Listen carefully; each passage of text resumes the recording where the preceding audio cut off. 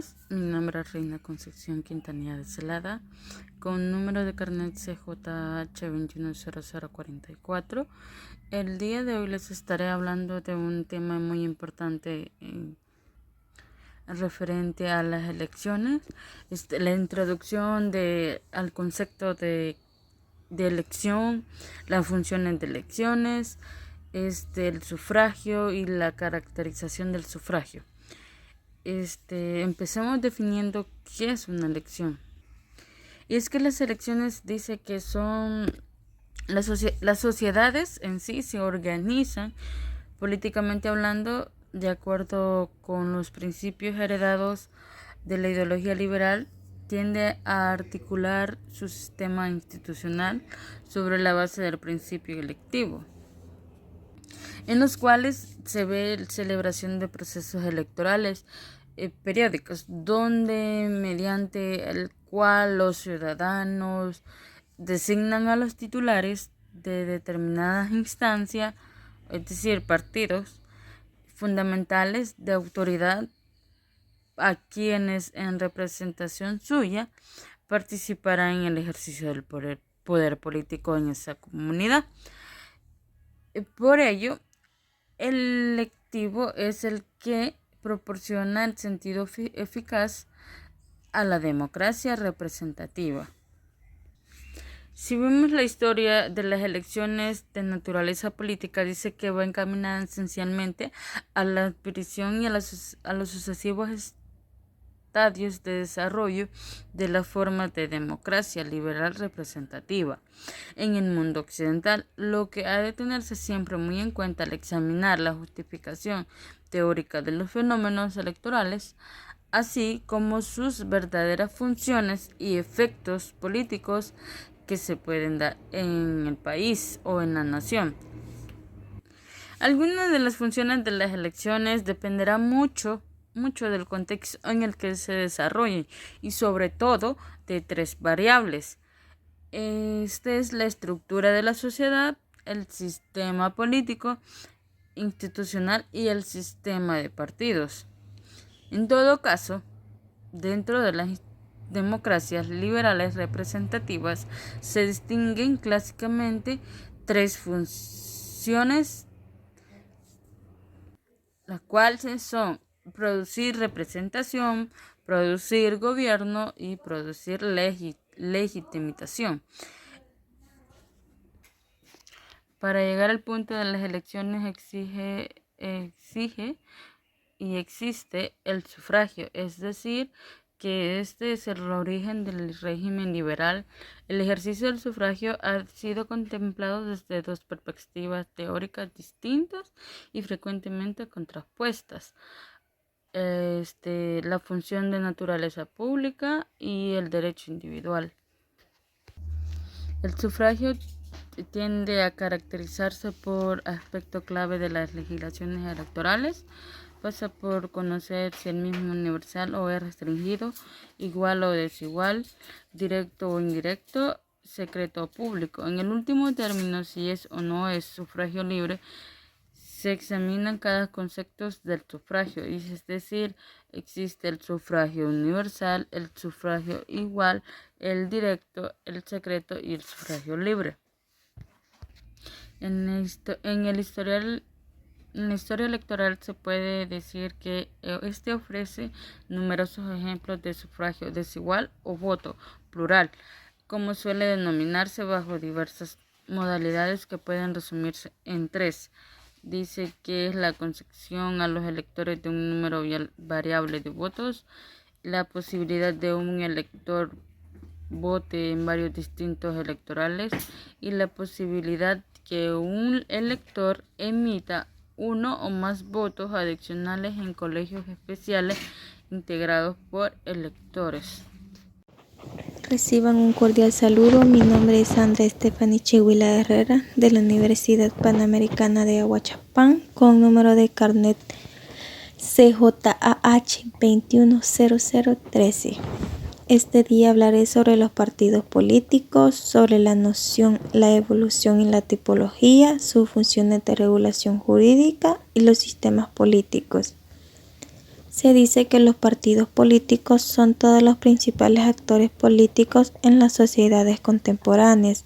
En sí han acabado siendo el punto sobre el que se asientan los estados modernos. Los politólogos no han llegado a un acuerdo total sobre la definición de los partidos. La Palombara y Weiner sugieren una definición que establece 4 rasgos que son: una organización duradera que posea una organización local aparentemente duradera, la voluntad deliberada y el deseo del apoyo popular. A esto se le pueden agregar otros 2 que son: canalizar determinadamente los intereses sectoriales y que la organización esté dotada a un programa de gobierno. También la Palombara y Weiner agrupan las teorías sobre su origen en 3 tipos que son: las teorías constitucionales, las teorías sobre las situaciones históricas de crisis y las teorías de la modernización. La tipología de los partidos políticos se pueden vincular a su evolución. Las funciones: se han enumerado una multitud de funciones que cumplen los partidos en los sistemas políticos, hasta llegar a hablar del omnifuncionalismo de los partidos en países que no son desarrollados. Las funciones se clasifican: función programática, función de reclutamiento político y la función grupal. Se dice que el profesor García compartió que los partidos políticos son un vínculo entre la sociedad y el Estado. Se clasifican las funciones de los partidos considerando que se cumplan las funciones en el vértice social.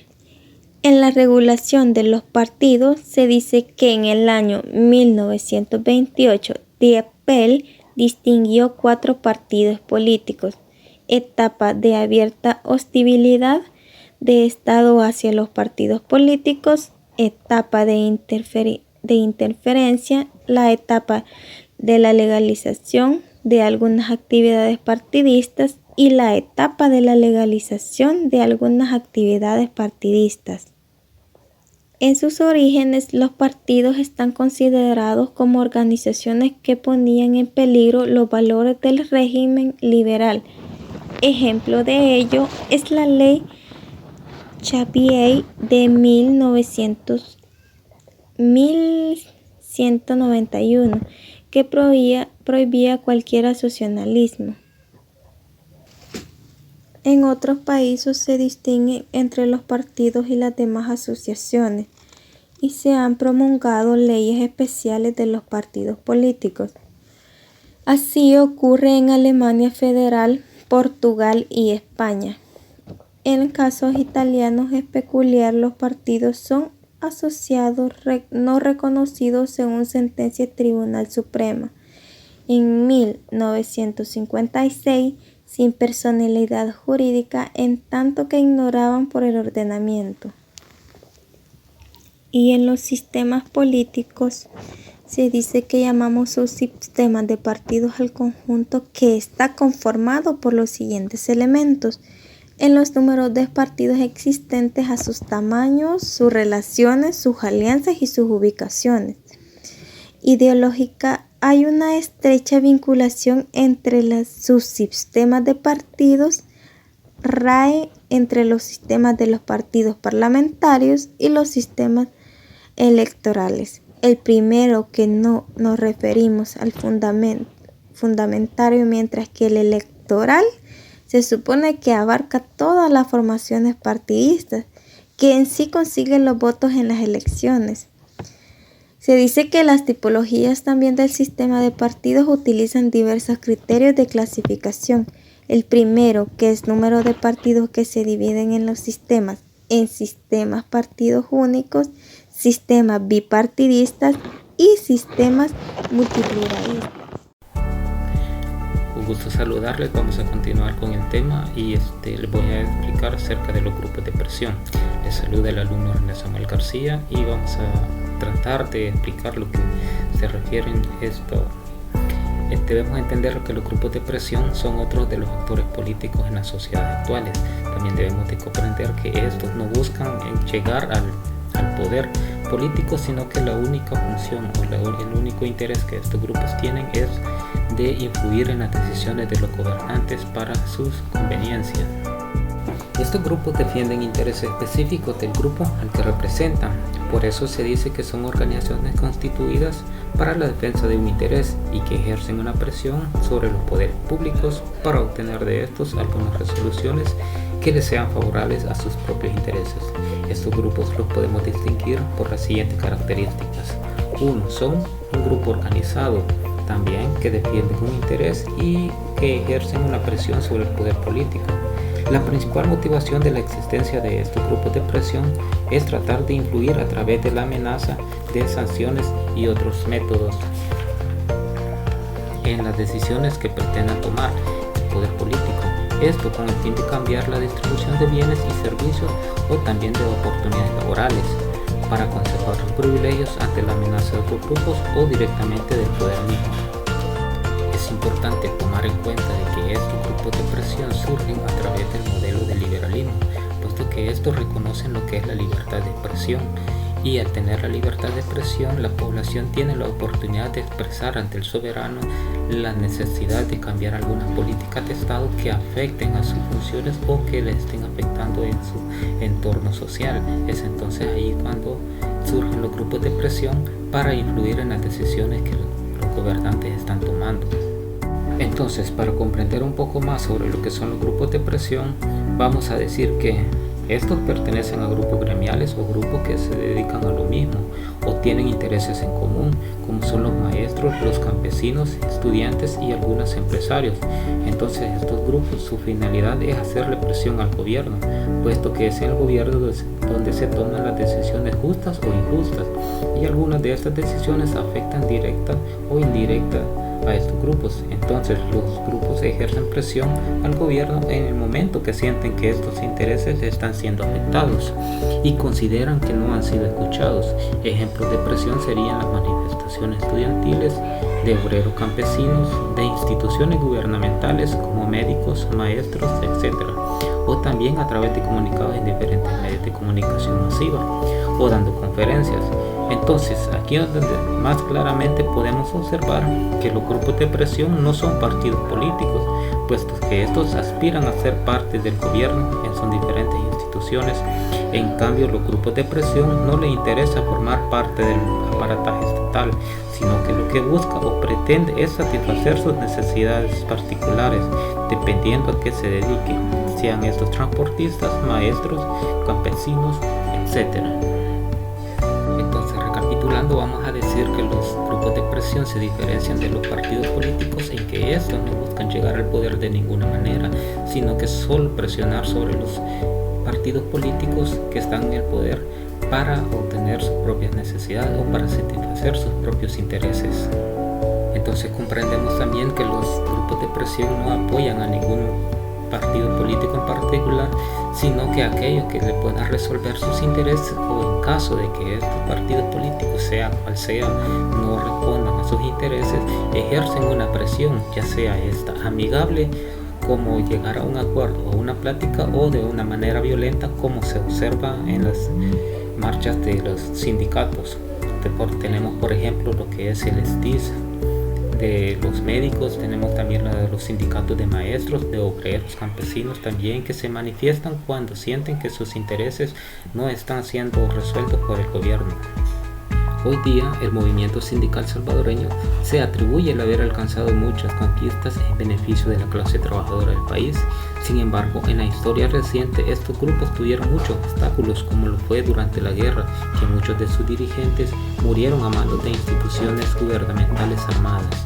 Es necesario que la gente, como vos has dicho, salga a la calle y que apoye no solo un nuevo gobierno, un nuevo poder. Los gobiernos se ganan y se pierden en las votaciones. Los poderes se ganan y se pierden en las calles. Pero si vos decís que sos de izquierda y haces las cosas de la derecha, entonces sos traidor. Hoy, los diferentes escenarios políticos democráticos conviven entre los partidos políticos y los grupos de presión, donde ambas instituciones representan diferentes intereses de los ciudadanos, y vemos cómo estos representan los pilares fundamentales del sistema político democrático, por lo que consideramos que existe una relación estrecha. Desafortunadamente, vemos como estas instituciones a veces solo buscan un interés particular y no común en la sociedad. Esto, a lo largo de la historia, ha hecho mucho daño a la sociedad. Sin embargo, los grupos de expresión han sido y son necesarios para regular la actuación de los gobernantes y que estos satisfagan las necesidades básicas de una sociedad. Lastimosamente, ese ha sido el mensaje que muchos gobernantes han dado a sus ciudadanos. La manera de resolverles sus situaciones siempre va a ser a través de manifestaciones o presiones que la ciudadanía tome en contra del gobierno, y es ahí cuando muchas veces los gobiernos tratan de cambiar ya las políticas de Estado.